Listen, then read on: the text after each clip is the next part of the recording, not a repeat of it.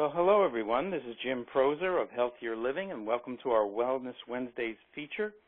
Tonight we're featuring Dr. Tom O'Bryan, and his topic is the conundrum of gluten sensitivity versus celiac disease. When is it celiac? When is it not? How to identify both. So we're very excited. We've been talking all day about this topic in our own home, Adoley and I here, and we're excited to have Dr. Tom with us tonight, so that you'll all be able to speak to him directly as well as submit your questions via email. So let me go over a little bit of housekeeping here for those of you who are new to our Wellness Wednesdays and the Wellness Revolution. You can submit your questions to me anytime during the call, or to Adelaide or to Dr. Tom by email at our event page, which is at ez.com/wwevent. And that's E as in Edward, Z as in Zebra.com/wwevent. So if you're on the phone and you're listening to us by phone and you'd like to submit your questions by email, you go to the live event page and you can submit your questions by email.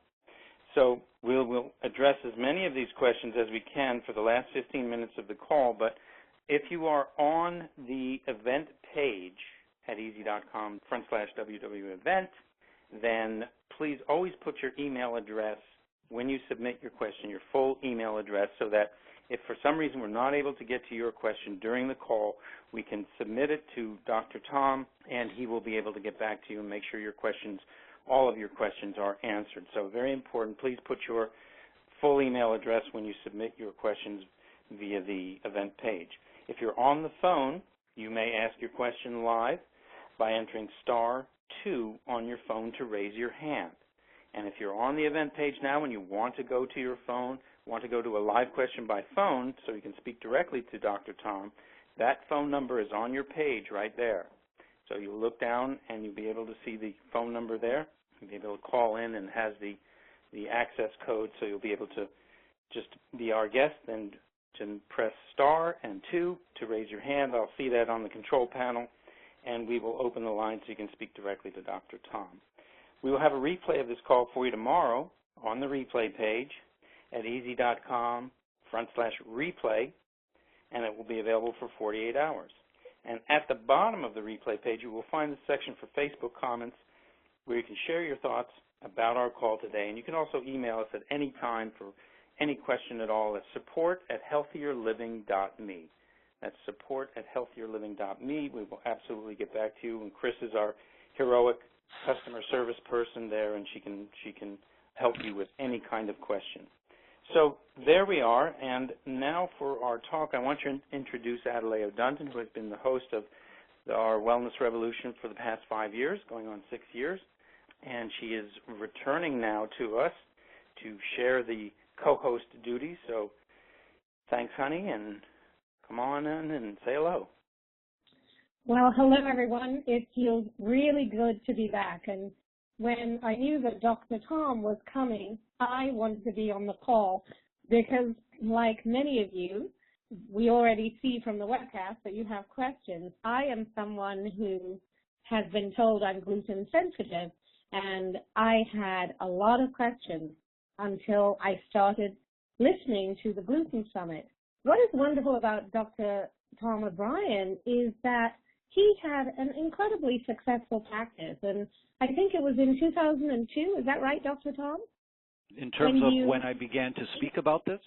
Yes, when you decided to really step out and educate not only individuals as well as physicians, and to really take this subject nationwide, worldwide, actually. You're very close. It was 2003. And I was sitting on a bench in Arizona at the break of one of the medical conferences that I was attending with a friend, a nutritionist friend, and I said, you know, it just is so frustrating that so many people don't understand this. And I'm talking about our peers, the doctors and the nutritionists, and she said, well, why don't you stop complaining and do something about it? I started laughing, and I said, well, all right then. I'm going to put together a talk. And the first talk was in the spring of 2004, and it was a standing ovation to 400 people, and that really empowered me to feel like there's a need to talk about this, and I've been doing this ever since. And Dr. Tom, had 100,000 people, I think, or even more, who participated and listened to his Gluten Summit, which you're going to hear more about, and we're going to have an exciting opportunity for you to hear some of the incredible experts that he had. But he was able to really educate people, and he is the guy, the expert. So I wanted to ask him questions for myself and for all of you, because I know what a minefield of confusion we are in terms of gluten and gluten sensitivity. So let me do the official introduction. Dr. Tom O'Bryan is an internationally recognized speaker and workshop leader specializing in the complications of non-celiac, gluten sensitivity, and celiac disease as they occur inside and outside of the intestine. He recently hosted the paradigm-shifting The Gluten Summit, A Grain of Truth, bringing together 29 of the world's experts on celiac disease and non-celiac gluten sensitivity. His topic today, as Jim said, is the conundrum of gluten sensitivity versus celiac disease. When is it celiac? When is it not? And how on earth do we identify both of them? So let's just get started. We are hearing so much about gluten sensitivity these days. We're finding gluten-free products are showing up in our grocery stores and not just in the health food stores. And there is a raising of consciousness, but a lot of people think that all this conversation about gluten sensitivity is a fad. So I want you to start at the beginning for those who don't know. What exactly is gluten? All right, thank you. Gluten is the name of a family of proteins. Gluten is not bad for you. Bad gluten is bad for you. And there's gluten in most grains. There's gluten in corn, gluten in rice, gluten in quinoa, but there is a toxic family of glutens in wheat, rye, and barley. In those three grains, the gluten proteins are very similar. So it's inaccurate to say it's a gluten sensitivity. If we were to be accurate in our language, we would say it's a toxic gluten sensitivity, which automatically suggests there are glutens that are not toxic, which is true. So gluten is a family of proteins in many different grains. That's the first thing. So in terms of avoiding all glutens, no, that's not necessary for most people. Some people, yes, some people are sensitive to all grains, and they do better on a diet that emphasizes very little or no grains. That's, for example, the SCD diet or the paleo diet. And some people really thrive and do better. But most people can handle some grains as long as they don't have a sensitivity to them. Now, you can be sensitive to anything. You can be sensitive to tomatoes or bananas or oats or quinoa. But this concept of gluten sensitivity, as it's commonly known today, is really about the toxic family of glutens that are in wheat, rye, and barley. Now, to take that maybe one step further for people is that we know conclusively no human can digest the toxic family of glutens in wheat, rye, and barley. No human. We don't have the ability to do that, and we'll get into the explanation of that, if you like, in a minute.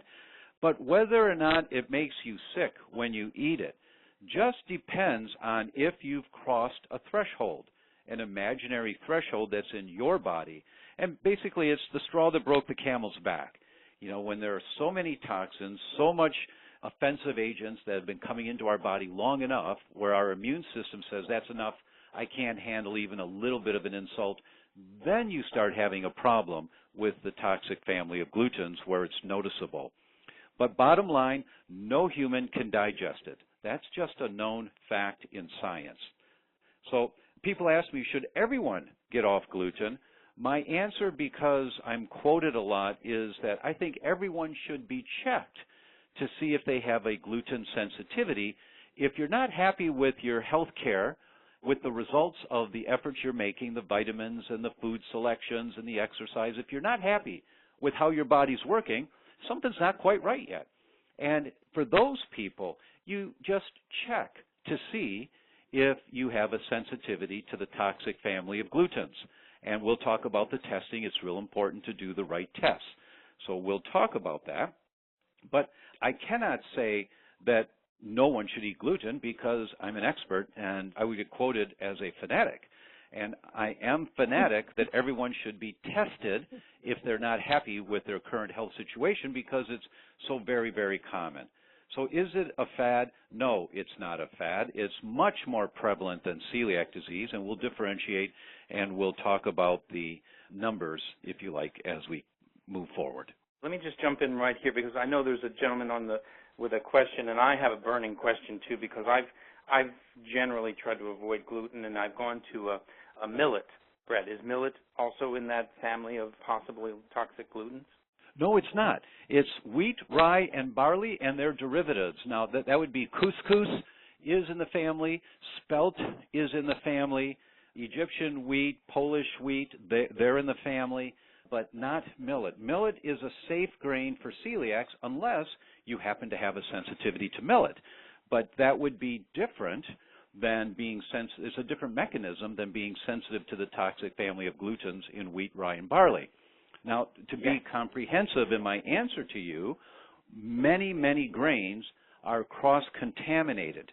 In your question, the example would be the truck that hauls the millet to the manufacturing facility from the fields may have hauled wheat last week, and they don't clean the trucks.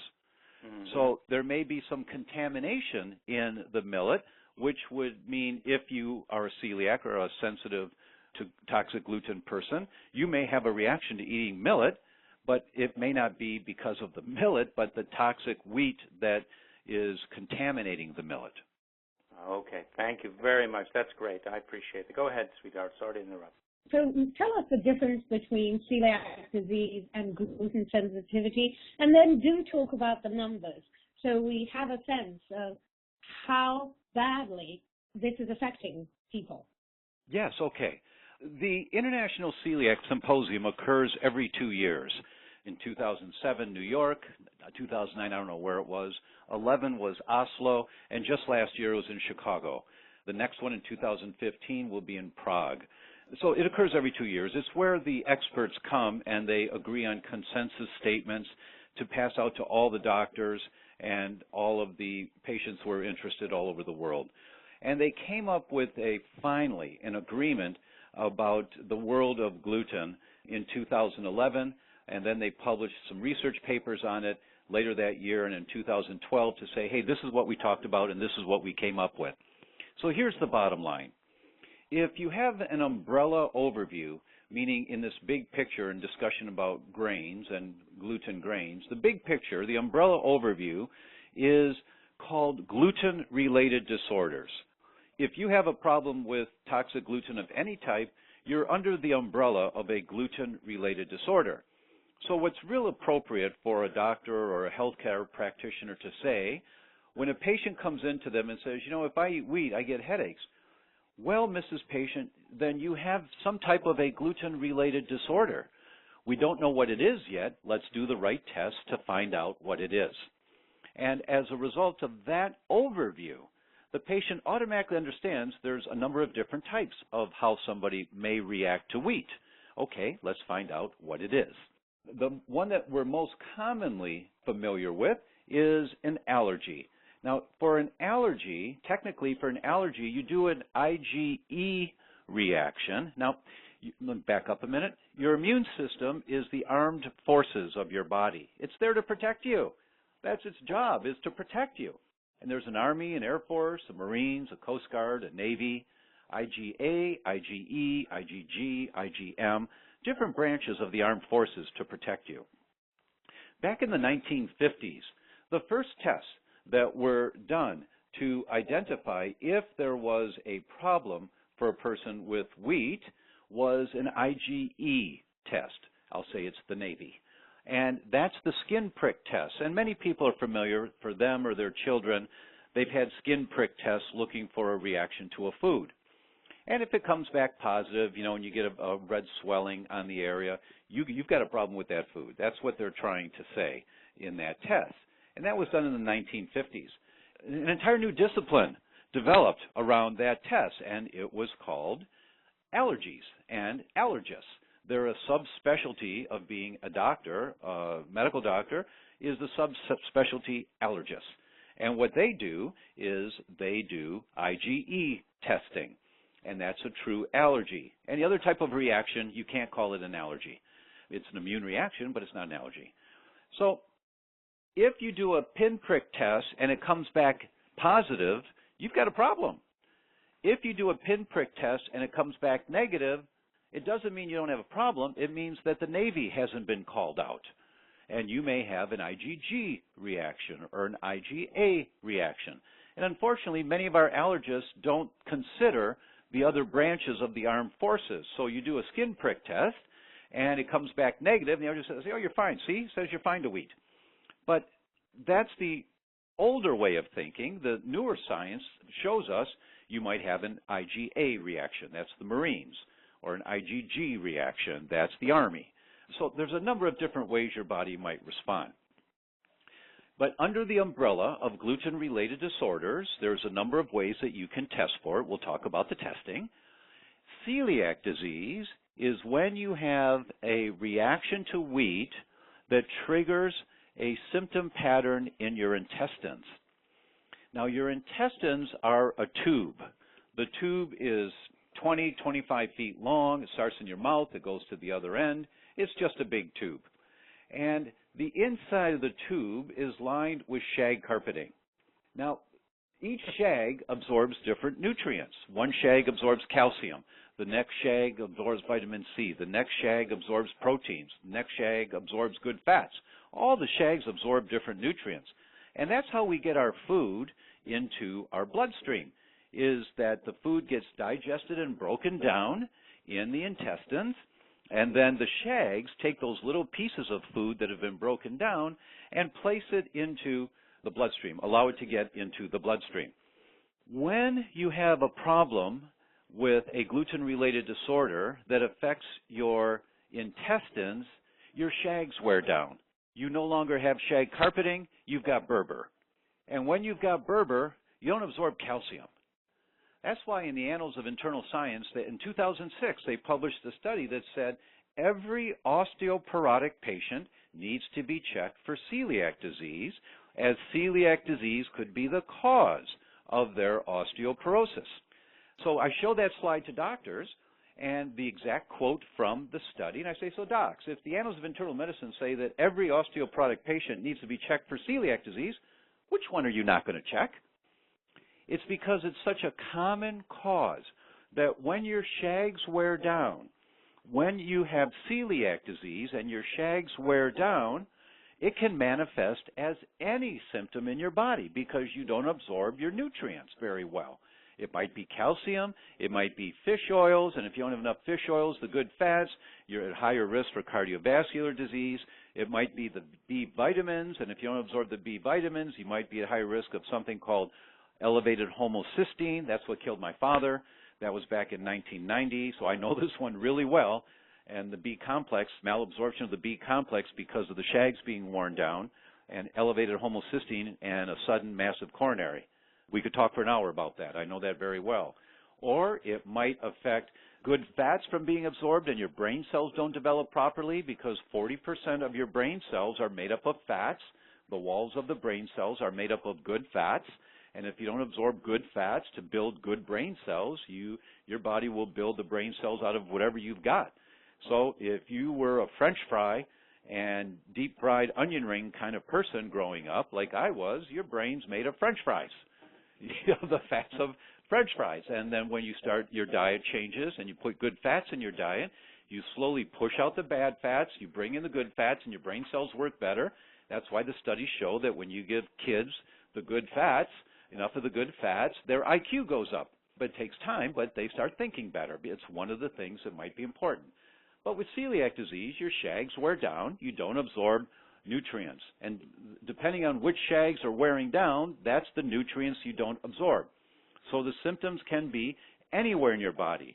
Another example would be the heart. I mean, there's so many different conditions that have been shown they could be caused by a sensitivity to gluten causing celiac disease, such as cardiomyopathy, a swelling of the heart. And Mayo Clinic published that it reverses on a gluten-free diet if they have celiac disease, or congestive heart failure, where the heart is so weak it can't push the blood out the way it's supposed to. Mayo Clinic, again, another study, reversing congestive heart failure on a gluten-free diet if they have celiac disease. So there are just so many different conditions that may be caused by celiac disease that you can't say there's one symptom to look for. For every person that has gut symptoms with celiac disease, there are 8 that don't. Even though the shags are wearing down, that doesn't cause immediate pain, so you may not get the symptoms of gut problems. You may get the symptoms of brain problems, or heart problems, or joint problems, or skin problems. There's no tissue of the body that may not be affected by this sensitivity to gluten. Dr. Tom, so even if we are classified as gluten sensitive, it isn't simply a gut problem. It could end up manifesting as a brain problem. So, because we tend to think of it as a gut problem, and that's what we look for. But now you're saying even if you are gluten sensitive, not just if you have celiac disease, there could be other factors and changes in your body that in fact are caused by the sensitivity or the celiac disease. Is that correct? That is correct. That is absolutely correct, Adelaide. And the historic line of thinking was that it's a gut problem. Now, it's a gut problem. Celiac disease is a gut problem because that's where you see the damage when you do the right test. And yes, it is a gut problem, but that's not the symptom manifestation of it. That's not where you see the symptoms. For every one person that has gut symptoms with celiac disease, there are 8 that don't. They've got other symptoms somewhere else, the heart, the brain, the liver. And with gluten sensitivity, we'll talk about that in a few minutes, about the difference between them, but let's talk about the symptoms right now so that we get that. I'm going to talk about a study that came out just a couple of months ago, the most comprehensive study on gluten sensitivity ever done. And they found this is the symptoms that were reported by people that had gluten sensitivity without celiac disease.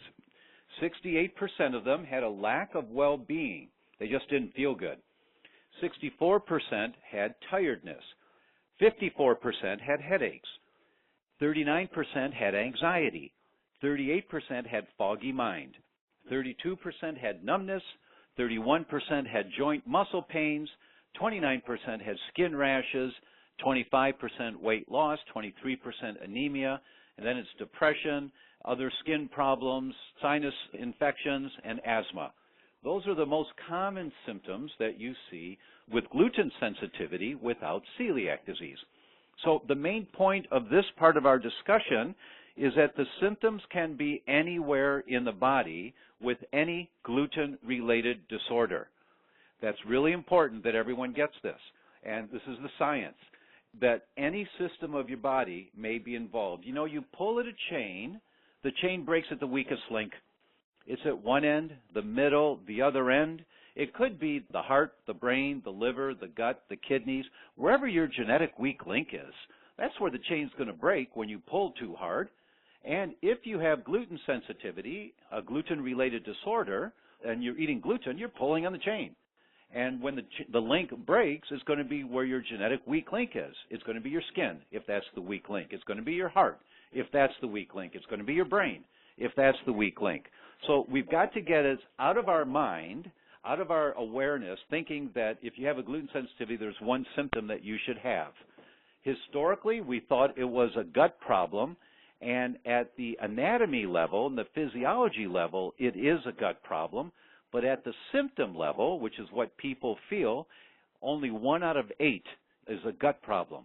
7 out of 8, what they feel is not in their gut. So let me just clarify for my own sense here, Dr. Tom.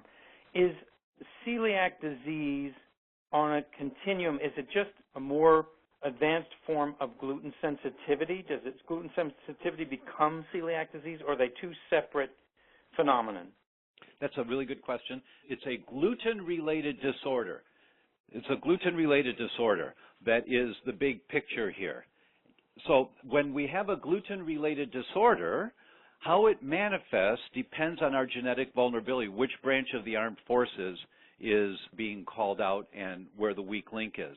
If it's in your gut and you carry the genes DQ2 or DQ8, it may manifest as celiac disease. I see. Okay. If you have the preconditions for celiac disease, a gluten sensitivity may trigger that. That's correct. If you have the pre-sensitivity to a gluten-related disorder, and if that genetic vulnerability is celiac, you eat gluten, you're eventually going to cross the threshold, and then here comes the celiac disease and your shags start wearing down. Because family members of currently diagnosed celiacs, when they're checked, some of them are checked because they have some symptoms, they don't have celiac disease, for example, when they're 21. But they develop celiac disease at 46. Well, how's that possible? Well, they crossed the imaginary threshold. They've got the gene, but for some reason their body was resistant to it, but they pulled at the chain too hard in their lifestyle or their exposures, and when the link breaks, it breaks at where their genetic weakness is, so they develop celiac disease.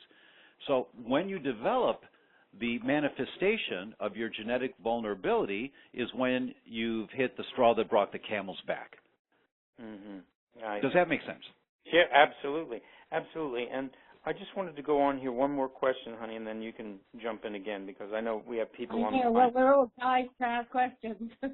I'll try to make it quick, and I beg everybody's indulgence in letting me just get these out. So a few years ago, let's say 50, even 25 years ago, people ate wheat and didn't seem to have these problems. What has changed? And I'm particularly concerned because they're interested in, is it the U.S. with the way our agriculture and the way we breed our plants and our wheat in particular, or has something else changed? What is it That's a fabulous question. That really gets to the meat of the matter. It really does, because there is no question, absolutely no question, there have been at least a fourfold increase in the incidence of celiac disease as one of the gluten-related disorders, 4 times more common now than in the 1950s, and I won't go into the reasons why, but the studies are there. 4 times more common, that's 400% increase, and people that get it are dying 4 times earlier than they did. It's a 4-4 ratio. It's like 380%, 3.8-fold and 4-fold. So there's no question it's happening more frequently and more intensely, and people are not handling it as well as they did 50 years ago. No question about that. That's pure science. So the question is why? Why is that happening? And what the scientists have told us so far, and this makes perfect sense to me, is that it's not that the grains have changed. That's certainly a contributor to pulling a little harder on the chain. No question about that. And by the way, the wheat in the U.S. is not GMO wheat. It soon will be, but it's hybridized. And it's been hybridized many, many times, hundreds of times over, so it has more gluten in it. What does hybridized mean? What does hybridized mean? Hybridized is when you see a plant. I'll give you an example with apple trees. I know that one pretty well. I love yellow apples, right? But the red apple tree may grow better. So you can cut part of a yellow apple tree and splice it into the trunk of a red apple tree, and the yellow apple will grow out on those branches, so you can have a tree that's growing red and yellow apples at the same time. That's hybridization. Okay. GMO foods are when you change the genes inside the plant, and it's coming soon. There's some fields that are already planted with GMO wheat, but it's not commercially available yet. But the reason why this is happening, why there's this 4-fold increase, is not because of changing the grains. Once again, the grain, it has changed, and it's pulling on the chain much quicker and harder than it has before. But it's called a loss of oral tolerance. What that means, our immune systems are there to protect us, Army, Air Force, Marines, Coast Guard. It's there to protect us, and we have a limited number of options in our immune system to an unlimited number of insults. There are so many more chemicals in the food chain today than ever before that have never been tested to see if they're safe for humans. There are thousands of chemicals. Antibiotics are sprayed on so many of our vegetables. So many of our foods are now GMO foods. where the genetic structure has changed. The result is our bodies are being bombarded by so many toxins constantly every day. We cross a threshold. We lose oral tolerance. And what happens is the link on the chain breaks earlier. Mm-hmm. There's simply too many things at once in the body, and the body just can't handle it. That's correct. That's why there's a fourfold increase. So right. that's a so much bigger picture than just going gluten-free. That's why what you guys do and that you talk about so many different subjects is so important, because it's an ongoing journey to get healthy. There's no one food that you're going to take out of your diet that's going to make you healthy. I mean, of course, you take a food out that's pulling on the chain and you're going to do better. Obviously, that's my whole world of education. But it's the big picture concept is that our world, humans have never been bombarded the way we're being bombarded now. Listen, there's never been a time in written history of our civilization as there is now in the last 8 years. And as you know, Adoley, currently we know that children born today and in the last 8 years have a shorter projected lifespan than their parents. The kids are going to die earlier at an earlier age than what their parents die at. That's never happened in the history of humanity before. And it's just that we're so toxic. Yeah. We're so toxic. We're exposed to so many toxins. So the reason that gluten-related disorders is on the increase, not just celiac, but all gluten-related disorders, is because of a loss of oral tolerance. No human can digest it, and we are breaking down our resilience to it much quicker than ever before in history. Wow. I think we're all sort of sitting here stunned. And, well, you guys are getting PhD-level information right now. I mean, yes, it's what all of our practitioners need to know. It's why I speak everywhere I can on this, because these are, excuse me, but these are for medical doctors or healthcare practitioners, these are no-brainer concepts. I mean, they're supposed to know this if they're reading the literature, but practitioners don't have time to read the literature. I've made the time, and so that's my life, is I just read these studies and study functional medicine and got this big picture overview. It's like, wow, oh my gosh, look at this, look at this. Look, and what's the most common toxin that we're exposed to in our environment today that we have some control over? It's the food that we eat. And if you have a sensitivity to gluten, it's the most common food that people are sensitive to. Imagine how many times a day you're getting some wheat between toast for breakfast, sandwich for lunch, pasta for dinner, croutons on your salad, a cookie, a piece of cake, a little flour in the gravy, soy sauce that they put wheat in, your shampoos that have wheat in them, lipstick that has wheat in it. How many times a day are we being exposed to small or large amounts of this toxin that no human can digest completely? And when do we cross the threshold? That's the million-dollar question. Amanda is asking a question that I think a lot of people wonder. If you're gluten sensitive, is it okay? Because I think a lot of people feel I'm cutting out most gluten, and then occasionally you might sneak in a cookie and say it's okay. Is it okay to have a little gluten? Well, I've got a training program for our healthcare practitioners called the Certified Gluten Practitioner Program, and we train them, and they all know the answer to that. The answer, I'm known for this answer, is you can't be a little pregnant. You can't have a little gluten. And the reason for that is that your armed forces work the same for a toxic food as they do to a vaccination against measles. You get a shot of the bug measles. Your brain says, whoa, what's this in my bloodstream? This is measles. What is this? I better fight this, you general. And in your bloodstream, you've got Army, Air Force, Marine Corps generals sitting around with nothing to do. General, you now are General Gluten. Take care of this. General Gluten builds an assembly line. The assembly line starts making soldiers. They're called antibodies, and they're trained to go after gluten. And they're out in the bloodstream firing their chemical bullets, going after gluten anywhere they can find it to destroy it. That's what antibodies do. General Gluten's watching all of this. So when all of the bugs from the shot, the vaccination, are killed off, General Gluten says, all right, turn off the assembly line. We don't need any more soldiers right now.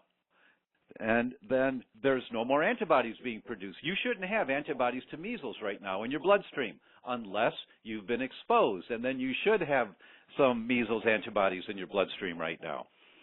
But normally you don't. So that's what happens with gluten. If you have the vulnerability, the genetic vulnerability, and you cross the imaginary threshold, wherever that is for you, you've been pulling on the chain too long, you cross that threshold, the brain says, all right, General, you now are General Gluten. General Gluten builds the assembly line to make the soldiers, the antibodies that go after gluten, and then General Gluten turns them off if there's no more gluten intake. But General Gluten is vigilant the rest of his life. General Measles is vigilant the rest of his life. That's why if you go to Africa, you need vaccinations months ahead of time for yellow fever, dengue fever, all these strange diseases. But if you go back to Africa 10 years later to visit again, you just need a booster shot 2 weeks before you go. You just have to wake up general yellow fever again. That's what booster shots are for. We've all heard of booster shots. You just got to wake up the system again. And that general measles is called a memory B cell. If you've got elevated antibodies to gluten, you've got memory B cells. That's the immunology. That's how it works. So you get off gluten, you clean up your act, you feel better, you notice you're functioning better, and then you have a cookie once in a while. One exposure, and you turn on, general gluten turns on the assembly line again, you start producing the soldiers. One exposure. That's all it takes, and you'll have the antibodies in your bloodstream anywhere from 3 to 6 months from one exposure, one crouton from a salad. That's all it takes. Immunologists tell us how much measles exposure does it take to turn on the memory B cell to measles so that, to protect us. How much does it take? 1/1000th the initial dosage of the vaccination. So you think of how little a vaccination is, how little what they're injecting in your arm, this tiny little amount. 1/1000th of that is all it takes to turn on the memory B cell for measles. It's the same for general gluten. It doesn't take much at all. You turn it back on, and you've got the antibodies going for months, 3 to 6 months, pulling on the chain, and wherever your genetic weak link is, if it's your brain, you've got antibodies going to your brain now, or if it's your heart, you got antibodies going to your heart and destroying your heart tissue, and it builds up and builds up, builds up, builds up, and you don't feel any of this until somewhere down the road, 20 years, 30 years, 40 years down the road of slowly killing off your heart, boom, now you have congestive heart failure. Oh, my goodness. Whoa. Oh, my goodness. Okay. So I'm going to ask a question, and then I know Jim wants to come in, and then we'll open up the lines and start getting some of the questions from our listeners. My question to you is that what about the test? Because a lot of the times you go to a practitioner, and I know I had allergies tested and a couple of symptoms checked out, and then I was told I was gluten-free. I'd like you to talk about testing and how people can get reliable testing and talk to doctors who actually understand the nature of this condition and disease. Good. The first concept, and this is a little challenging for the general public to remember, and to speak with some base of knowledge to their practitioners about, but I don't know any other way. So what you folks may want to do is listen to this a couple of times, take a couple of notes, so that you've got a sense of this, and so that you can ask the right question without your doctors making you feel like you're rambling or bumbling. So the first part of that, well, doctor, isn't it true that there are different branches of the immune system to protect me? There are different immunoglobulins. That's what the IG stands for, immunoglobulins. Well, yes. And allergies are IgE reactions. Well, yes, that's very true. But aren't there also IgA reactions? Isn't that the main immunoglobulin that's looked for with celiac disease? Well, yes. Well, but if you did the skin prick and that looks for IgE, are you checking IgA at the same time? Well, no, it checks IgE. Well, couldn't I have an IgA reaction without having an IgE reaction? Well, I guess yes, actually you could. And so, your doctor's going to go, uh-oh, wait a minute, I've never thought about that, because they do IgE tests, or other doctors who are more holistic do IgG tests. and you can do a 90 food panel IgG test for not too much money, and you can find out about 90 different foods. What am I sensitive to? What am I not sensitive to on an IgG test? But you're only looking at the Army. What if it's the Air Force that got called out, or the Marines, and it's an IgA reaction? So all of our healthcare practitioners, when they check you for a sensitivity to a food, most of them are going down the path that we were going down in the 1970s and 80s and 90s, which is looking at one particular branch of the armed forces. It's a very valid test to see if that branch is activated or not, but we need a bigger overview. We need the umbrella overview of gluten-related disorders, which means it could be Army, Air Force, Marines, Coast Guard, IgA, IgG, IgE, IgM. And there's no laboratory that's looking at those four main immunoglobulins. No laboratory in the world that I know of that does a commercial test for those four immunoglobulins. They'll do one. I only know of one lab that does 2 and 3 immunoglobulins, and that's the lab actually that is the test to do. So let's talk about the test. So the first concept is, what branch of the armed forces are you testing? The next concept is that when you look for a gluten sensitivity, for the last 20 years or so, the test that's been looked at is anti-gliadin antibodies. Gliadin is a piece of the wheat molecule, the wheat protein molecule. So I have to back up and give you a visual on this. The protein gluten, remember it's in many different grains, the protein gluten is like it's a pearl necklace. And hydrochloric acid that we make in our stomachs undoes the clasp of the pearl necklace. That's good. Then it's different enzymes that are in our bodies that act as scissors to cut off each pearl. And it's each pearl, called amino acids, that get absorbed through the shags of the intestines into the bloodstream. And there's a cheesecloth covering the shags, so only small molecules are supposed to get through there. Only tiny little molecules, one amino acid or maybe 2 amino acids together, because proteins are hundreds of amino acids long. The problem with gluten is that the body cannot cut off the pearls into each little pearl. The body can't digest gluten. The human body does not digest the gluten proteins of wheat, rye, and barley. So it breaks down into clumps. There's a 17-pearl clump, 21-pearl clump, a 13-pearl clump, a 33-pearl clump. There's these big clumps that aren't supposed to get through the shags into the bloodstream. But these clumps cause inflammation, fire in the gut, fire in the belly. And the inflammation causes tears in the cheesecloth, and that's called intestinal permeability or leaky gut. And so you get these tears in the cheesecloth, so these bigger molecules get through in the bloodstream, into the bloodstream. They're not supposed to, but they get through. Then general gluten comes up and makes antibodies to that bigger molecule. And that's what the blood tests look for, are the antibodies to the big molecules that got into the bloodstream. And the test that's been done for the last 20 years looks at anti-gliadin antibodies.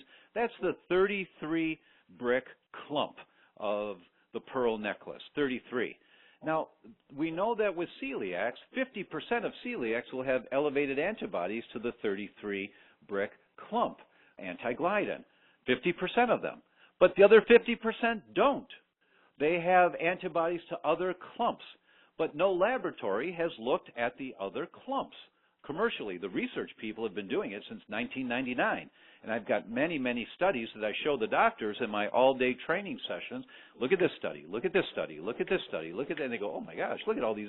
We've been talking about this since 1999, that there are many different clumps of the pearl necklace that the immune system may react to, whether it's Army, Air Force, or Marines, may react to the 17, the 11, the 21. There are many. But every laboratory only looks at the 33, alpha-gliadin. So if it comes back positive, you got a problem. But if it comes back negative, it doesn't mean you don't have a problem. It means that you don't have a problem with the 33, but you may have a problem with the 17 or the 11 or the other. So Cyrex Labs, C-Y-R-E-X, CyrexLabs.com, you can get the information there. They look at 10 different clumps of the pearl necklace, not just one. And they look at IgA and IgG and IgM. So they're looking at multiple branches of the armed forces, multiple clumps of the chain of the pearl necklace, so that you are less likely to get a false negative. That's the only test in the world that I've ever come across, and I lecture all over the world now. I've not gone to Asia yet or the Middle East. That's on my hit list, is to get invited to go over there. I just don't know who to talk to yet, but I want to go over there. But all over the world where I go, I've looked at the lab tests. Cyrex Labs, which is now also in Great Britain and Ireland, and they're expanding their reach. That's the only test. And I'm so happy that test is out there. You know, I helped to form that lab, so for full disclosure, I was a consultant before the lab opened and for 2 years after they opened. But I left them a year and a half ago. I have no financial interest whatsoever because I wanted to be able to talk this aggressively about how great these tests are without having a conflict of interest. What is the name of the test? The test is array number 3, multiple peptides of gluten. Array number 3. Array number 3, gluten reactivity and autoimmunity. That's the name of the test, gluten reactivity and autoimmunity. Okay. There's no test like it in the world, but you can go to Cyrex Labs or please tell your doctor, go to Cyrex Labs and please open an account. It's free. Please open an account and they'll send you some test kits and let's do this test for me, Doc. And I'm willing to be the guinea pig so that you and I both learn about these tests together. The best thing you can do is to take this information to your healthcare practitioner so they can expand their knowledge of awareness and the tools that they can use for all of their patients. If you take the test with Cyrex Labs, which covers 3 of the 4 reactions, do you still need to do the IgE? Should you do that as well? That's really a good question, and no one has addressed that in the medical literature. My personal experience and what we know about IgE allergies is that kids often outgrow most of the allergies. They often do, but not always. But I published a paper with a group of otolaryngologists, those are ear, nose, and throat specialists, and we looked at that. And we looked at people with Meniere's disease, which is a disease of the inner ear, and people get really dizzy and they can't quite keep their balance. And we found that there was a large percentage of those people that had an IgE reaction to wheat. And I think it was about, don't hold me to this, I think it was about 18% of them had an IgE reaction to wheat. And we published a paper, you take wheat out of their diet, and their Meniere's disease went away. And so we published that a couple of years ago. But we went back and we looked at these people's blood, again, with a more thorough Cyrex test, and we found there was over 38% of them that had an IgG, an IgA, or an IgM reaction. So with people that had the weak link in their chain in their ears, and they developed Meniere's disease, it's a brain-ear problem, 38% of them had an immune reaction to gluten that was identified on the Cyrex test. So it's very frequent. Now, if you do Cyrex, you still have to do the IgE.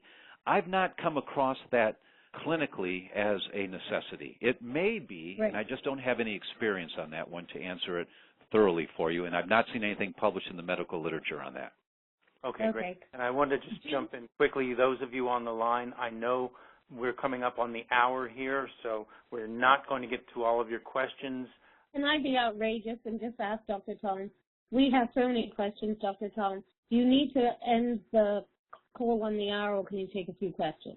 No, I'm happy to stay on. I mean, I'm kind of fired up here, and so good. Yay. You know, yeah. So there's one more topic I want to address before we get to the questions, and it's really important. I'm going to address it big time in this next month with some articles that I'm sending out to different publications for the general public and in the medical literature, and that is this hullabaloo that gluten sensitivity is a fad, and this nonsense that people are writing that there's no, if you don't have celiac disease, there's no problem with gluten.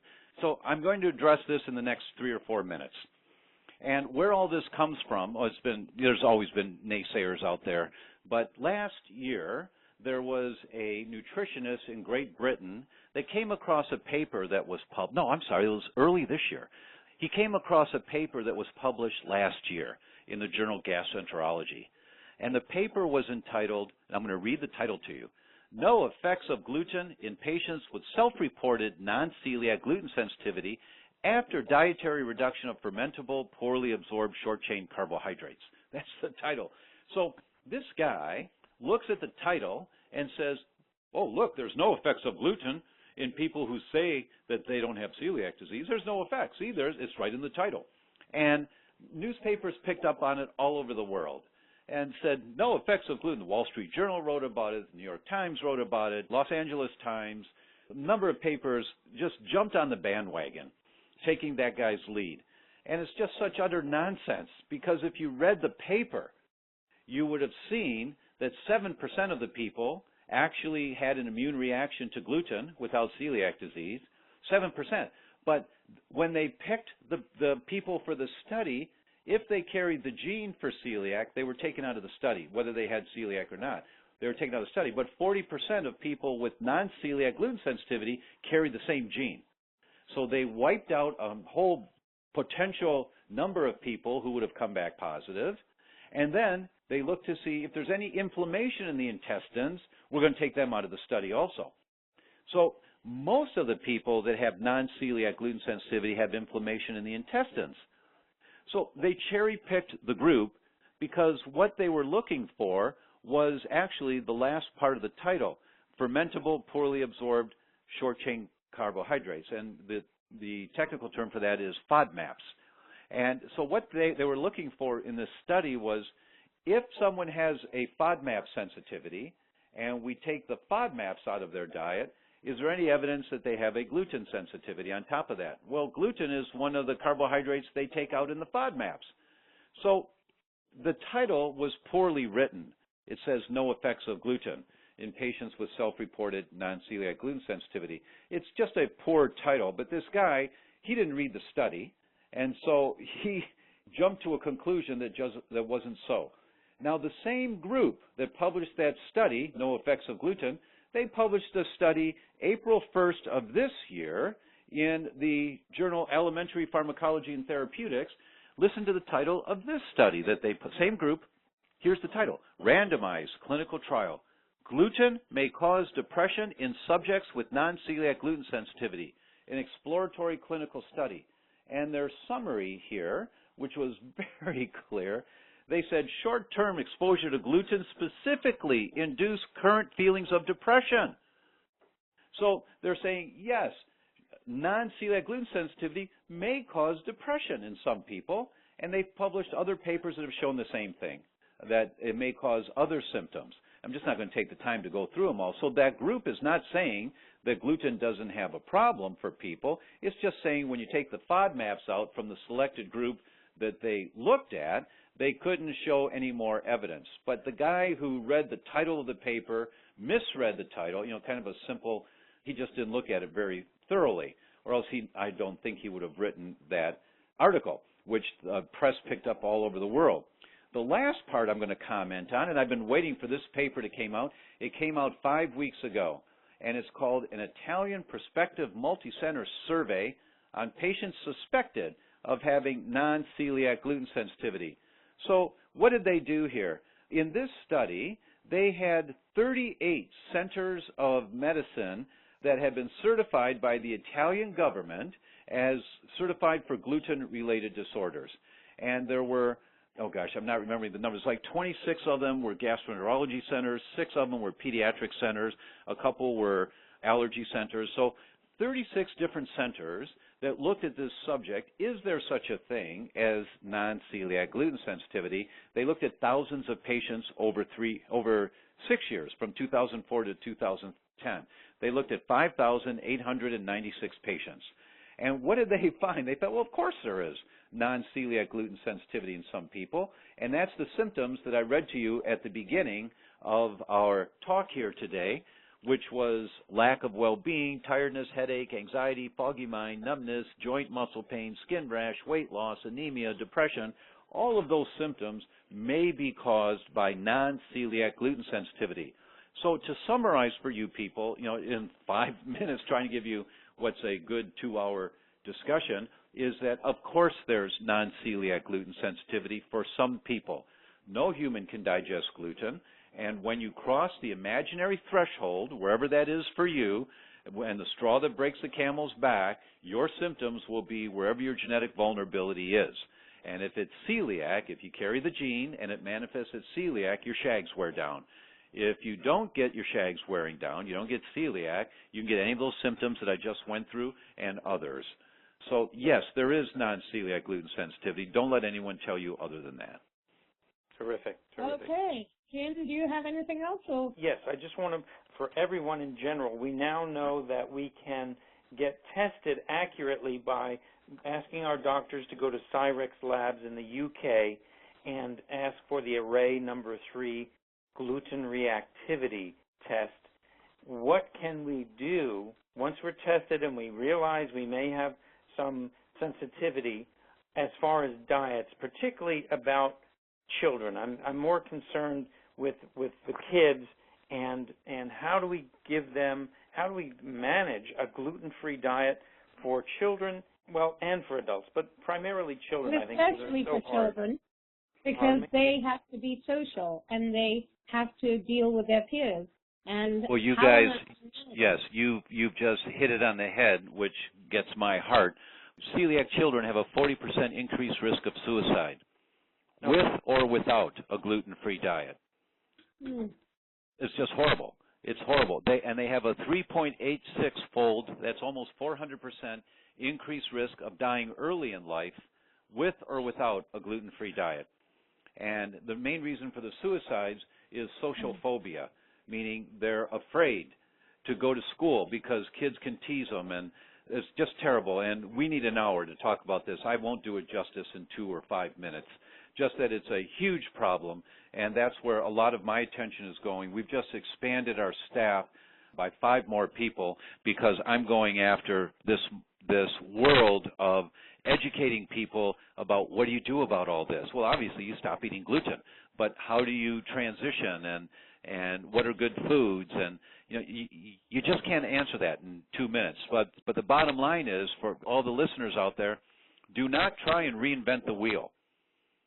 That it's all been done. There are many books out there about going gluten-free. There are many websites on it, and you pick up pieces of information here and there, and you start exploring. You find a coach that can help you. There are support groups. You referenced the UK. We have a lot of listeners in the UK. There are nutritionists who have been to my seminars in the UK, and they've got good training already. There's some really good nutritionists I know personally in England that are very knowledgeable about this. In the U.S., we've got our certified gluten practitioners, our CGPs. Actually, we're in 11 countries with CGPs. They're well trained on doing this, but it's a huge problem, and you want to do it correctly so that it's fun. I'll give you one example of thinking outside the box for our kids. There's a group in the U.S. called the Gluten Intolerance Group, GIG. And GIG has chapters all over the country. There's over 120 chapters for GIG. And they have monthly meetings, and they have guests come in to speak, and they talk about recipes and new products and what they found and all that. But they also run summer camps for kids. They run 2 summer camps for kids are going on now. And what do they do at the summer camps? The camp is for kids of all types, not celiac kids. So kids with celiac disease, lots of kids without celiac disease. They have one big cafeteria. But the place is built with 2 kitchens. So one kitchen is a completely safe, gluten-free kitchen. The other is a regular kitchen. And GIG is really smart. They hire great chefs for the week for these kids for the gluten-free kitchen. So these chefs make the pizza. They make the macaroni and cheese. That's all gluten-free, and it's delicious. So that the kids from the other food section, they start seeing what the celiac kids are eating. They want to eat their stuff. They're coming over to the cafeteria line for the gluten-free stuff because it tastes better, right, as opposed to the canned commercial stuff that most camps feed their kids. So the celiac kids feel proud, and they get the experience that, hey, my food's really good, and everybody likes my food. So they go back to their school, and then they see it's crappy food. But they have an experience that it's possible to have good food. And they're trained in that week about how to ask the right questions and how to mix foods together that are safe. So it starts the education process for the kids. It starts it. And once again, I'll do a whole hour for you on the kids in the future and how do we transition with our kids. Matter of fact, I'll bring on my Director of Clinical Services, Michelle Ross, who's a world-class nutritionist. We'll come back and we'll do it together for you. And what do you do for the kids? Great. And so everyone, I'm going to also in our Monday newsletter to everyone, I'm going to put some resources for you in there. We'll talk to Dr. Tom after we get off the call. And so look in your email Monday for our easy newsletter, and we'll have some more resources for you. But that's terrific. Gluten Intolerance Group. And so you all can look that up on the web and begin to get some resources for you. So now you know how to be tested. Now you have at least one resource for you to go ahead and begin to get gluten-free products and gluten-free diets going for yourself. So I'm going to talk to a few of you online, and those of you, we have lots and lots of you on the phone tonight, so just a reminder, press *2 or *2, and I will see your hand go up, and you can talk directly to Dr. Tom about your questions. So let's start going through here. We have Daniel in Bedford, Massachusetts. He says, I have many food sensitivities, including gluten, Cyrex testing, IgG sensitive. I have heard that I may be able to heal from some of my other sensitivities once I heal my leaky gut. Why is gluten different than other food sensitivities in that I can't heal from that sensitivity for the rest of my life? The reason that gluten is different than other food tolerances is something I've never fully understood. Thank you. Really good question, Daniel. Really good. And the answer is no one's looked for memory B cells to eggs, or memory B cells to dairy, or memory B cells to bananas. No one's looked in terms of reactivating memory B cells to other foods. With gluten sensitivity, because there's over 19,000 research articles on this celiac disease, there's been a lot of research on it in the last 50 years, a lot. And lots of scientists, lots of research teams have looked at it. But when you talk to immunologists, and I've done this, I've asked immunologists about this, and I'll say, if we have elevated levels of antibodies to eggs, let's say IgA antibodies to eggs, do we have a memory B cell that has been produced to eggs? Yes. Is there any way that a memory B cell is not produced to eggs if you have elevated IgA antibodies to eggs? No. So wouldn't that mean that the memory B cell for eggs would operate similarly to the memory B cells for gluten? Yes. Has anyone ever published on this? No. So Daniel, to answer you, that's the bottom line answer, is that the physiology says, the immunology says it's the same thing. No one's ever looked. No one's ever published on it as far as I know. Now, there's a whole world of healthcare practitioners out there that talk about elimination diets. And they say, well, you know, you show a sensitivity to the food, so let's go ahead and get you off that food for a while till your symptoms go away, you know, your headaches go away. Then we'll just reintroduce the food to you just every once in a while, like once every 4 days or once every 6 days. And I said, really? And I've had discussion with lots of docs on that. Can you show me the science behind that being safe? And there's no answer. There is no science that it's safe to do an elimination diet and reintroduce foods on an occasional basis because no one has rechecked the blood tests. They check it the first time, they find the problem, they get the person off the food, the person's symptoms go away, their headaches, their fatigue, whatever it is, and then they tell the person it's okay to have a little once in a while, let's see if you get your headaches back. And if you don't get the headaches back, then the assumption is it's okay to have the food once in a while. But they haven't checked the bloodstream. They haven't asked the immune system, are you fighting hard right now to protect me? And if you get the elevated antibodies to egg that come back again because you're having eggs once a week or once every 5 days, and the antibodies get elevated, you don't feel that. Your headaches may not come back, but you're pulling at the chain, and if the weak link is your heart, you increase the antibodies going after your heart, and eventually you still get the heart disease, the cardiomyopathy. That's the bottom line, is that you just have to check. You have to ask the immune system. You identify the problem by doing the blood test. You've got elevated antibodies, in this example, eggs. You go off of eggs completely. You recheck the blood 6 months to a year later. It takes at least 6 months to be safe because these antibodies have a life once they're produced. They travel in your bloodstream. So you wait at least 6 months to a year. You recheck. If the antibodies have gone down to the normal range, they're not elevated anymore. Well, can I have eggs? Well, I don't know. I don't think so, but you want to try, go ahead and try.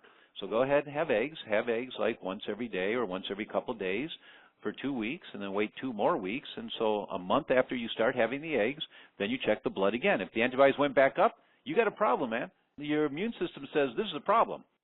I mean, that's the only way to be safe, is to ask the system that's protecting you. Are you activated right now protecting me? If you determine whether a food is safe by how you feel, you're going to get that surprise in 20, 30 years where all of a sudden you've got a heart that's not pumping out enough blood anymore because it's all full of fat, and it's called congestive heart failure. Or you are in your 60s or 70s and you're really guarded about how you walk because you can't keep your balance very well and you can't dance in life very well. You're stiff and rigid because your cerebellum in the brain has been being killed off by the antibodies to cerebellum. Before you go on, I just want to clarify for people. Are you saying they need to retest with the Cyrex Labs Array 3 test for these different sensitivities, or is there whatever food you've identified that you've got a problem with, you retest for that food. Now, and how do you retest?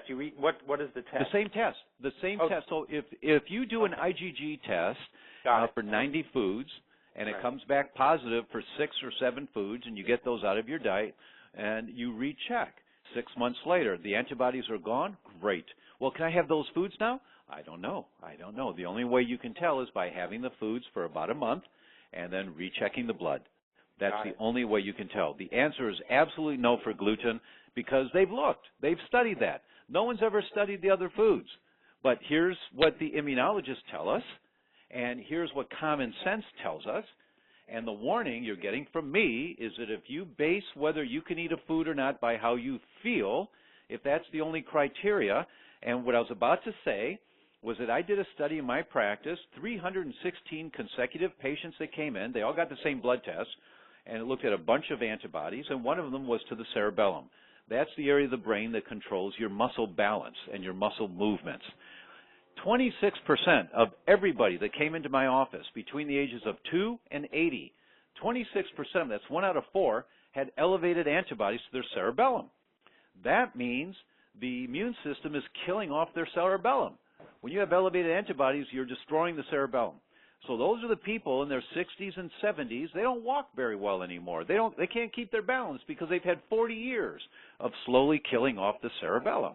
And there's many studies on this. I showed the MRIs in my all-day seminar. So the point is you cannot determine if a food is safe by how you feel. You've got to use the immune system. You have to ask the right question.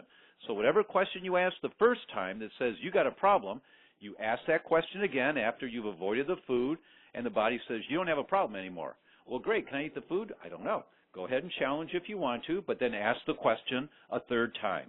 And I've never seen anyone who came back negative, meaning it's okay to eat the food. I've only had maybe 10, 15 people that have gone through the expense of doing it again for a third time. So they do it once, they got a problem. They do it twice because it's better now. Then they do it a third time after a challenge. Not one of them have been able to eat the food again without the immune system getting reactivated. Wow. And what does it cost for a Cyrex test, an Array 3, roughly? What should the Array 3 that looks at the 10 peptides of gluten and 3 different markers, it's brain, skin, and intestinal damage or intestinal antibodies called transglutaminase. That's somewhere around in the $400 range. Don't hold me. It's somewhere about $400. Okay. All right. Great. I just wanted to know. Go ahead, Adoley. So Kristen is asking a question that comes up quite a bit, which is a relationship of autoimmune disease to gluten intolerance. In her case, she's asking about Sjogren's syndrome. Yes. And if it is related to gluten intolerance. So I wondered if you would talk a little bit about autoimmune disease and the relationship. You bet. That's the danger of a gluten sensitivity. It's not that, you're eating wheat and it's giving you some tummy problems. That's not the problem. The problem is in the development of autoimmune diseases, because gluten sensitivity will cause this thing called a leaky gut, and the leaky gut is the gateway in the development of autoimmune diseases. So that's the real danger, and that's the message. That's what was the emphasis of our Gluten Summit is, and when you listen to Professor Schoenfeld in the Gluten Summit talk about this, he's the godfather of autoimmunity and predictive autoimmunity. What you find is that the mechanism of environmental insult is a big trigger. And that's why in Cyrex Labs, they have a test, array number 5, that looks at 24 different tissue antibodies, 6 for your brain, 3 for your heart, your joints, your muscles, your bone, your reproductive system. So it looks at a number of different areas. And when Cyrex Test looks at these antibodies in your bloodstream that are attacking your brain or your heart or your liver or your kidneys, what you see is where's the weak link in your chain that's being pulled right now? Where are the antibodies attacking you? And for everyone on this call, for everyone that's listening to this call, this is the critical component. You find out where's the weak link in my chain right now. You can't feel when you've got elevated cerebellar antibodies. You can't feel it.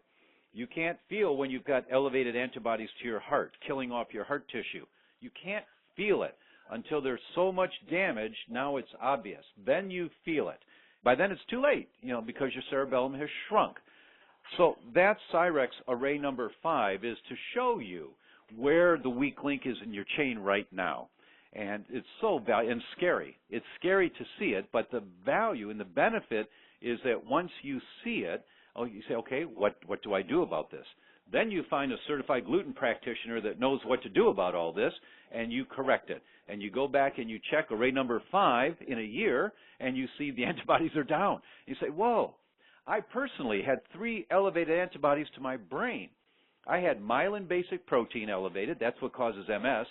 I had cerebellar antibodies elevated. That's what causes the loss of movement capability and loss of balance in elders.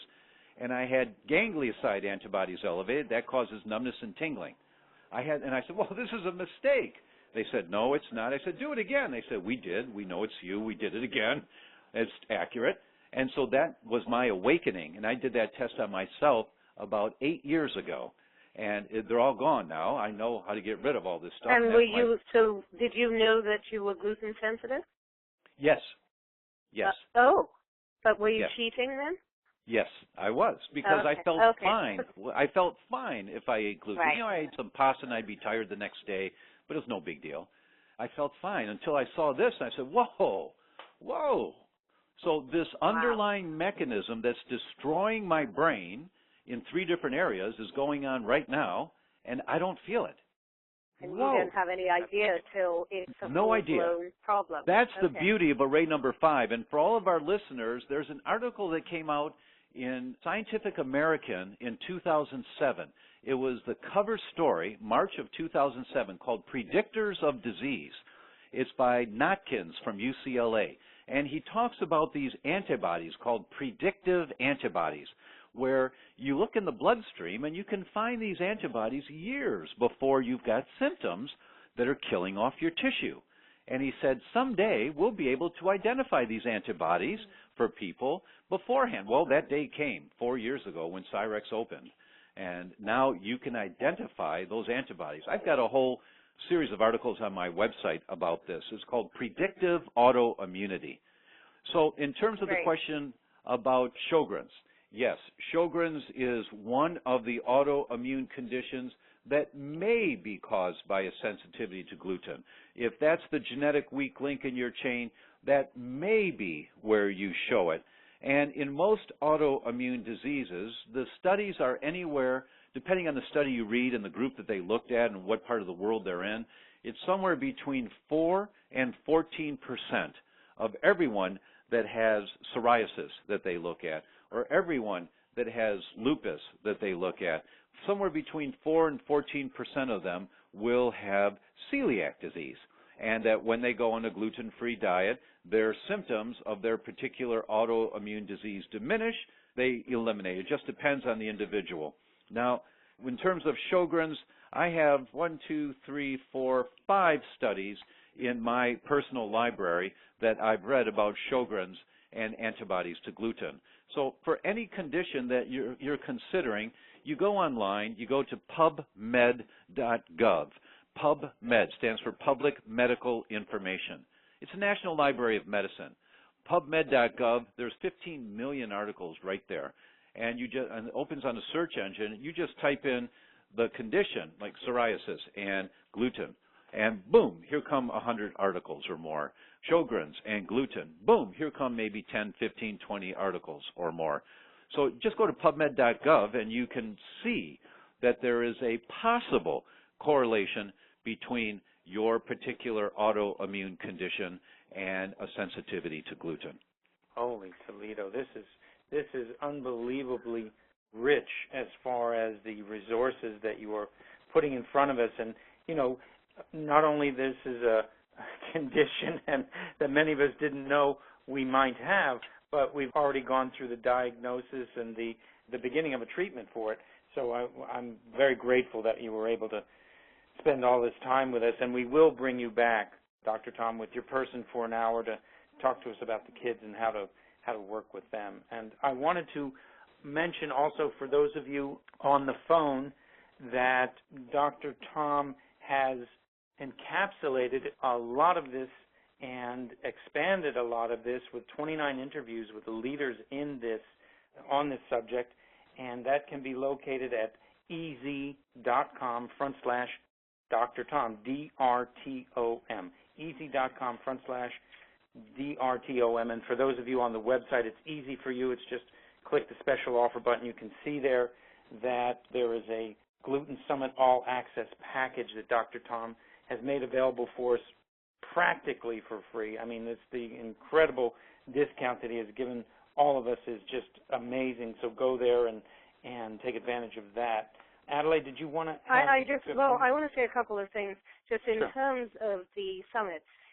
This gives you an opportunity to hear from the top experts in this field and people who are on the cutting edge that will give you so much wisdom and information in terms of your understanding, what the right diet is that can address your symptoms, nutrition, and actually moving beyond the gluten-free diet, because it's not a diet, it's a lifestyle. We're really talking about a way of life that we need to cultivate for the rest of our lives. We've learned that gluten can affect our brain and all sorts of other organs. He has people like Dr. Daniel Amen, who is the guy in terms of talking about the brain, and he talks about how gluten affects your brain and how you can optimize brain function. You are listening to the creme de la creme, and it really is an excellent, excellent opportunity to have all of these interviews. And you also get not only the education, and you can tell how much the level of education is on this call, you get the audios, you can download or stream video slides for the interviews, you get PDFs so that you can actually go in and get the information because you can't grab at it when someone is talking. And you also get some bonus materials. And you will receive, after, if you make the decision to buy the package, it's $97. And the kind of information and the kind of answers you get, this call is the tip of the iceberg. So you get 30 hours of education, but you also get a webinar that Dr. Tom did. And I wondered if you could just tell us a little bit about the webinar. Yes, of course. Thank you. The webinar was after the summit. People were like, oh, my God. You know, they're just blown away. They had no idea. And we got 18,000 thank you emails, literally 18,000. Wow. And we answered every one of them. I had a staff of 5 people working 10, 12 hours a day, every day for weeks. And we would talk every day. And, you know, sometimes they would be crying because of an email they got of what someone would say, how their daughter's rheumatoid arthritis went away in 3 weeks and she's no longer in pain. Testimonial after testimonial after testimonial. And they'd ask me every day, what do I say to this and what do I say to this? But people said, what do we do? How do we find out? So I did a webinar with Michelle Ross, our clinical nutritionist and director of clinical services, we did a webinar called Now That You Know, Where Do You Go? Yes. And I talked about what kind of tests do you need to do. I talked about the Cyrex test. We talked about tests to identify nutrient deficiencies. We talked about accurate tests to identify your gut and do you have enough of the good bacteria or do you have bad bacteria.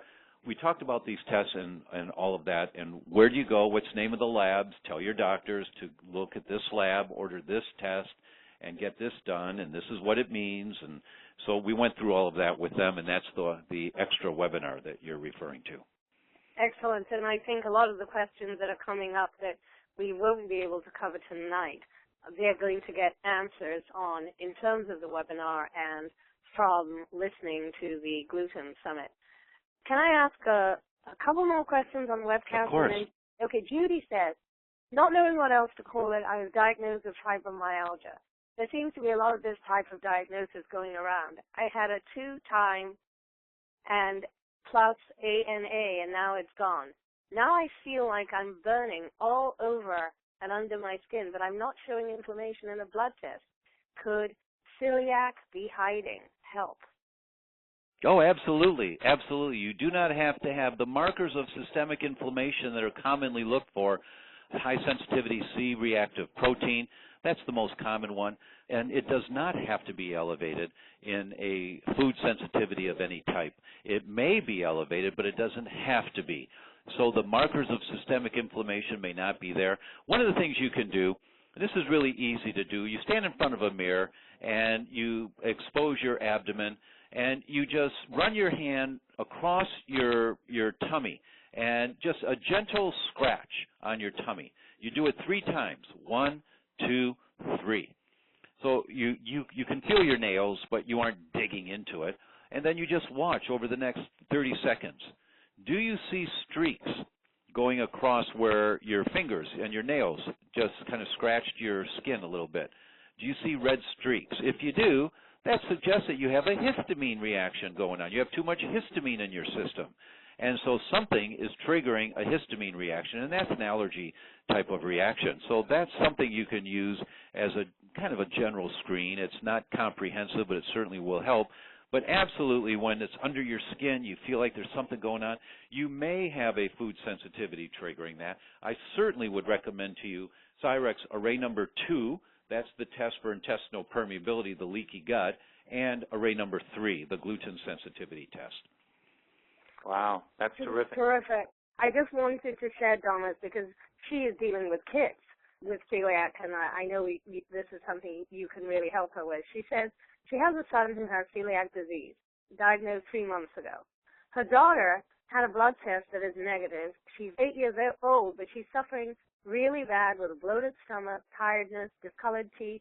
She's overweight for her age, and she gets constipation and loose stools. She had a skin rash, but her doctor said she doesn't have celiac. But she decided to go ahead and started her on a gluten-free diet 4 weeks ago, and she's already seen some improvement. Yes, And, classic. Here's the reason why. The test for celiac disease is looking for an enzyme called transglutaminase. We won't explain what it is right now, just know that that's what you look for. And many studies say that if you have your shags worn down, if you have celiac disease, transglutaminase is going to be positive, elevated, 97%, 99%, 100% of the time. Turns out the new studies come out as 93% of the time. But anyway, 9 out of 10 times or more, transglutaminase is positive. So your doctor's running a test for celiac disease. That does not check for gluten sensitivity, non-celiac gluten sensitivity. It doesn't check for that. But also, in checking for celiac disease, whenever all the tests that they did to prove that transglutaminase was the test to do, that it's accurate and sensitive, they got the blood of celiac patients. And when they get the blood of celiac patients, you can buy that from hospitals. You know, they've got blood for lupus or rheumatoid patients and all that. And it comes up positive 9 or more out of 10 times. So it's a very accurate test. But to have a diagnosis of celiac disease, your shags are worn down completely. It's called total villus atrophy. If you have partial villus atrophy, And they haven't worn down completely yet, but you got all the inflammation going on, and you got all the intestinal damage that's accruing. It just hasn't gone to the end stage yet. The test for transglutaminase is positive, is accurate as low as 3 out of 10 times, meaning 7 out of 10 times it comes back with a false negative, saying there's no problem. That's what happened for your daughter, is that she doesn't have total villus atrophy yet. Her shags haven't worn down completely. If they wear down completely, it's a very accurate test, but it's an end-stage test. It's identifying the end stage of the disease, when the shags are worn down completely, and your doctor doesn't know that, because the studies that he read, probably none of them, the lab representative, when they came to visit, showed him the studies, said, here, look at this, look at this, look at this. So they cherry-picked the studies to show that shows that it's 97, 98, 100% accurate, so your doctor believes it in his heart and soul, until he goes and looks for himself at PubMed.gov and types in transglutaminase, partial celiac disease, and starts looking at some of those studies and goes, oh my gosh, wow, I didn't know that. And then they start to realize that you can't use transglutaminase as a definitive marker of whether or not you've got a problem with gluten. You can use transglutaminase as a definitive marker when you have total villus atrophy. Wow. So the Cyrex test is the test to do, array number 3 for your daughter, and you will find most likely it will come back positive. And the reason you do it is because you need the biomarker. You need the starting point so that a year from now you go back and you do the test again.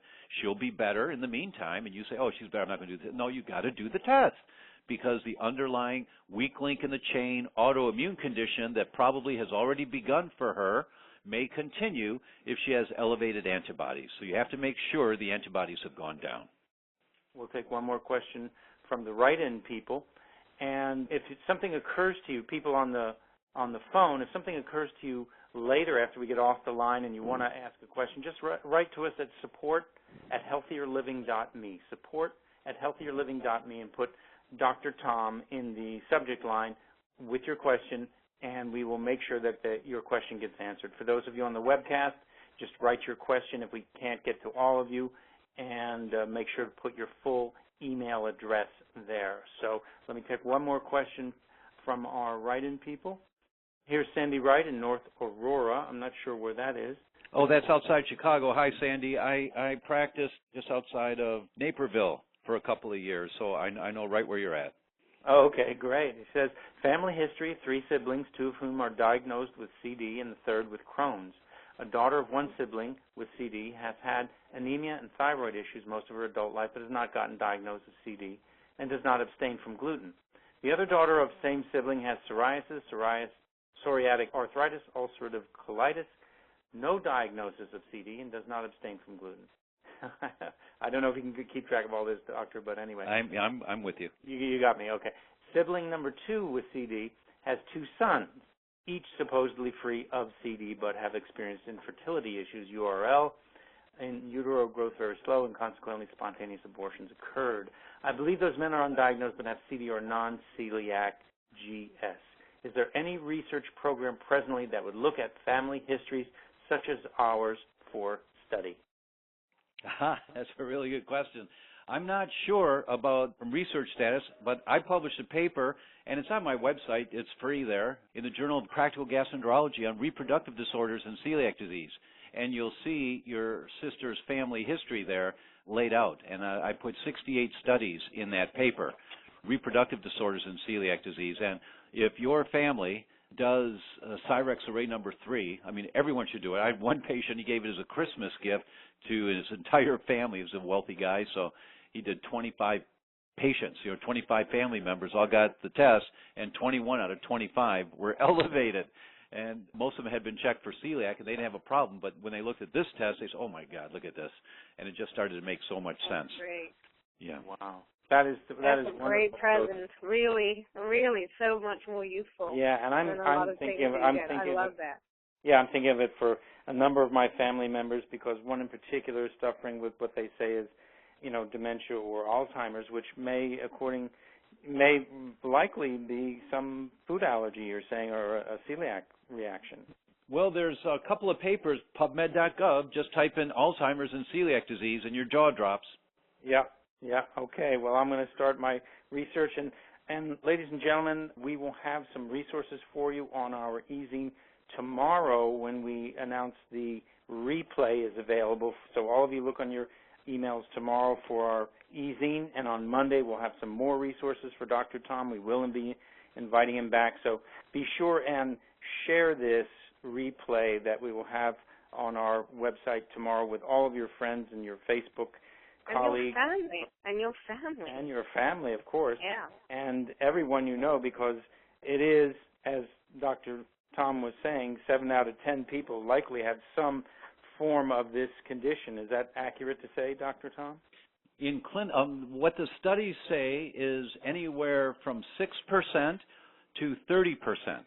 But in clinical practice, what we find is anywhere from 3 to 6 out of 10 that come in to see us. So when people come to see a doctor, they've got a health complaint. They've got a complaint. So it's somewhere between 30 to 60% of people that have a complaint have a sensitivity to gluten if you check thoroughly. Yes. And we have someone asking for the website again. They said they couldn't find the Cyrex lab. Cyrex, CYREXLABS, CyrexLabs.com, and I found it really easily, so we'll spell it out for you in the easy, but it's easy enough to find. Yes. Okay. And wow. If I may say one last thing, this is, I guess this is a little plug. I'm doing a live webcam lecture next Friday night. It's the first time I've done this, so I'm lecturing here in my hometown, first time I've lectured here in my hometown, and it's a small venue, but I said, well, let's put it online, and so we're doing a live webcam, and we'll have an announcement out on it later this week, and if we could send it to you, if you folks would consider posting it for all of your people to see, and I'm going to address a couple really important topics. What do you do when you have a gluten sensitivity? How do you deal with this? And that's what the talk is about, and we'd like to get it out to as many people as we can. So that'll be next Friday evening. That sounds wonderful, because a lot of people are asking about, how do you manage? What do you eat? Yes. Life without having food that you love to eat is not really much of a life. And it's a great blues song. I'm originally from Chicago, and it would make a great blues song. I want my cookie. I want my cookie. I want my cookie. I love it. I'm going to work on that. That's beautiful. Okay. All right, Dr. Tom, thank you so much for being with us tonight. Those of you who are writing in, once again, make sure your complete address is there so we can get all your questions answered from Dr. Tom and his staff. We are more than overwhelmed, I would say, by the quality and the amount of information and knowledge that you've imparted here tonight. We're so grateful to you for being here, and I just wanted to thank you for giving us so much of your time. We're well over an hour and a half now, and we really do have to go. So thank you so much for your time, Dr. Tom. Thank you very much for the opportunity. Thank you so much. This has been an amazing call. We appreciate it. We appreciate you. Thank you. Bye-bye now. Bye-bye. Bye. Okay. And ladies and gentlemen, coming up next Wednesday, July 22nd, we're going to have Carrie Murphy. Carrie Murphy is a soul success coach, coaching tens of thousands worldwide, and she is an award-winning author of 5 books, including the bestseller Create Change Now, a speaker, celebrated media personality, international talk show host, with over 500,000 listeners and founder, CEO of Empowerment Coaching Solutions. So do tune in next Wednesday, our Wellness Wednesday feature of the Wellness Revolution here, and we will be looking forward to seeing you then, and we will have all kinds of resources for you in the e-zine tomorrow to contact Dr. Tom, Cyrex Labs, PubMed.gov, so you can do your research. Write to us, support@healthier.me, and we'll be able to get you any other questions that we haven't gone over. And for those of you on the phone, once again, it's easy.com/Dr. Tom, DrTomOBryanGlutenFree, if you would like to take advantage of his very generous offer on his webinar package and the Gluten Summit of 29 speakers. So thank you once again for myself and for Adoley Odunton, the co-host here of Wellness Wednesday and the Wellness Revolution. For Healthier Living, this is Jim Proser, and thank you very much for joining us. Good night.